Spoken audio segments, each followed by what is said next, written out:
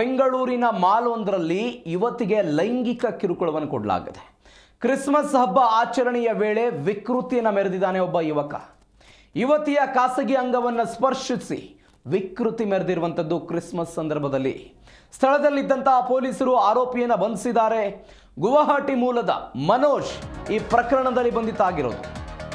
ಮಾಲ್ನಲ್ಲಿ ಯುವತಿಗೆ ಲೈಂಗಿಕ ಕಿರುಕುಳವನ್ನು ಕೊಡಲಾಗಿದೆ. ಕ್ರಿಸ್ಮಸ್ ಆಚರಣೆಯ ಸಂದರ್ಭದಲ್ಲಿ ವಿಕೃತಿಯನ್ನು ಮೆರೆದಿದ್ದಾನೆ ಯುವಕನೊಬ್ಬ.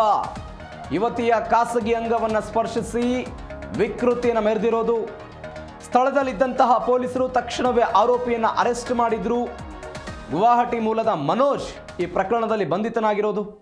ಮಹದೇವಪುರದ ಠಾಣೆಯಲ್ಲಿ ಪ್ರಕರಣ ದಾಖಲಾಗಿದೆ. ಡಿಸೆಂಬರ್ 25ನೇ ತಾರೀಕಿಗೆ ರಾತ್ರಿ 9:30 ಸಮಯಕ್ಕೆ ಈ ಕೃತ್ಯ ನಡೆದಿದೆ ಅಂತ ಹೇಳಲಾಗ್ತಿದೆ. ಮಾಲ್ನಲ್ಲಿ ಸ್ನೇಹಿತರೊಂದಿಗೆ ಕ್ರಿಸ್ಮಸ್ ಆಚರಣೆ ಮಾಡ್ತಾ ಇದ್ಲು ಯುವತಿ. ಈ ವೇಳೆ ಉದ್ದೇಶಪೂರ್ವಕವಾಗಿ ಈ ಆಸಾಮಿ ಏನಿದ್ದಾನೆ ಅಸಭ್ಯವಾಗಿ ವರ್ತಿಸಿಬಿಟ್ಟಿದ್ದಾನೆ.